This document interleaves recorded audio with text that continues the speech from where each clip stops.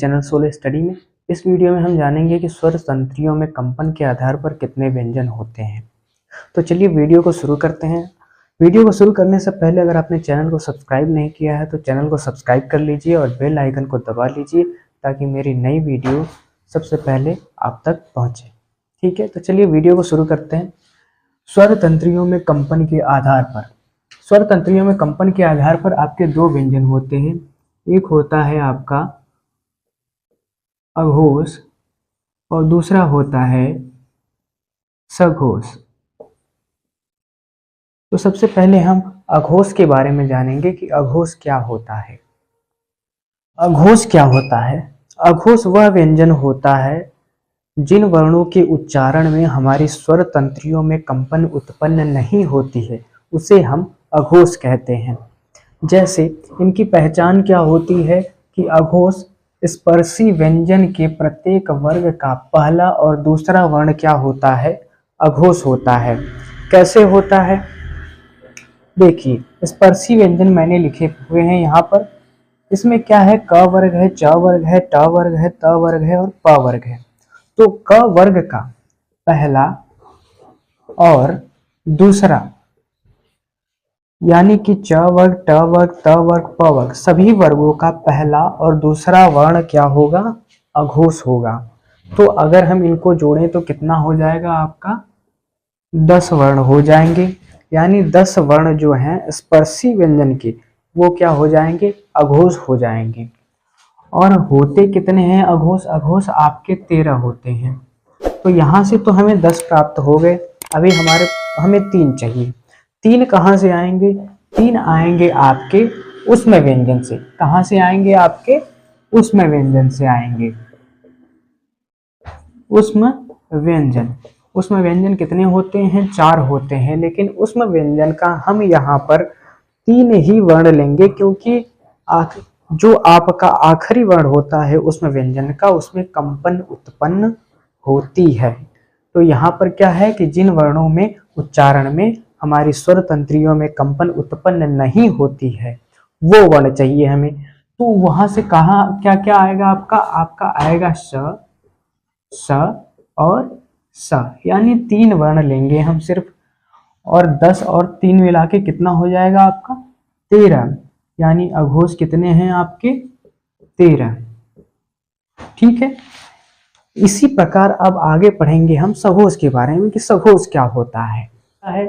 सघोष वह व्यंजन होता है जिन वर्णों के उच्चारण में हमारी स्वर तंत्रियों में कंपन उत्पन्न होती है, उसे हम सघोष व्यंजन कहते हैं। ये जो अघोष और सघोष है ये किन व्यंजनों की श्रेणी में आता है? किस वर्गीकरण में आता है? आपका आता है स्वर तंत्रियों में कंपन के आधार पर। इससे पहले मैंने बताया था आपको कि उच्चारण स्थान के आधार पर और उच्चारण के आधार पर। अगर वो वीडियो आपने नहीं देखा है तो डिस्क्रिप्शन में उसकी लिंक है, उसे जाकर देख लीजिए। ठीक है। तो आपका सघोष, सघोष में क्या होता है? प्रत्येक स्पर्शी व्यंजन वर्ग का तीसरा, चौथा और 5वां वर्ण क्या होता है? सघोष होता है। अघोष में क्या था? पहला और दूसरा था, यानी बचे कितने? तीसरा, चौथा और 5वां। यानी पहला, दूसरा अघोष और तीसरा, चौथा, 5वां आपका क्या है? सघोष व्यंजन है। तो आपके कितने हो जाएंगे? 15 हो जाएंगे। स्पर्शी व्यंजन से हम 15 व्यंजन क्या ले लेंगे? सघोष के लिए ले लेंगे। ठीक है। लेकिन ये सघोष होते कितने हैं? सघोष होते हैं आपके 22। अघोष 13 थे, सघोष कितने हैं? 22 है। लेकिन यहाँ पर हमें सिर्फ अभी 15 ही मिला है। और हम कहाँ से लाएंगे? और हम लाएंगे आपके अंतस्थ व्यंजन से। कहाँ से लाएंगे? अंतस्थ व्यंजन से। अंतस्थ व्यंजन के बारे में जानने के लिए आप मेरा उच्चारण के आधार पर वाला वीडियो देख लीजिए, डिस्क्रिप्शन में उसकी लिंक है। तो अंतस्थ व्यंजन कौन कौन से होते हैं? आपके 4 होते हैं ये भी, यानी य, र, ल और व। यानी 4 और ले लिए हमने। कितने हो गए आपके? 19 हो गए। तो अंतस्थ व्यंजन होते हैं आपके य, र, ल, व। 4 हैं। ठीक है। 4 हम जोड़ लेते हैं। 15 4 19 हो गया आपका। ठीक है। अभी हमें 3 और चाहिए। ठीक है। तो 3 और कहाँ से आएंगे आपके? 3 आएंगे आपके उष्म व्यंजन में। मैंने बताया था कि उष्म व्यंजन में आपका स, स, स 3 ही होते हैं अघोष, क्योंकि उनमें कंपन उत्पन्न नहीं होती है। आखिरी वर्ण जो बचता है आपका ह, इसका जब हम उच्चारण करते हैं ह, तो आपके स्वर तंत्रियों में कंपन उत्पन्न होती है। यही तो सघोष है। जिन वर्णों के उच्चारण में आपके स्वर तंत्रियों में कंपन उत्पन्न होती है वो होता है आपका सघोष, और जिनमें कंपन उत्पन्न नहीं होती है वो होता है अघोष। तो ठीक है, यहाँ पर हम ह ले लेंगे क्योंकि 3 वर्ण अघोष में जा चुका है। एक वर्ण बचा था, हमने इसको अब सघोष में ले लिया। ठीक है, अभी बचे 2 व्यंजन। 2 व्यंजन आपके आएंगे, कहाँ से आएंगे? आपके उत्क्षिप्त व्यंजन से। कहाँ से आएंगे? उत्क्षिप्त व्यंजन से। उत्क्षिप्त व्यंजन क्या होता है मैंने पिछले वीडियो में बताया है, जाकर उसे देख सकते हैं। तो उत्क्षिप्त व्यंजन आपके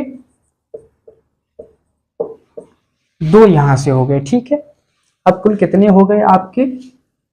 22 हो गए। ठीक है, तो सघोष कितने हैं आपके? 22 है। ठीक है, तो आज की वीडियो में बस इतना ही। उम्मीद करता हूँ आपको वीडियो पसंद आया होगा। अगर वीडियो पसंद आया है तो लाइक कर दीजिए और शेयर करिए ज़्यादा से ज़्यादा।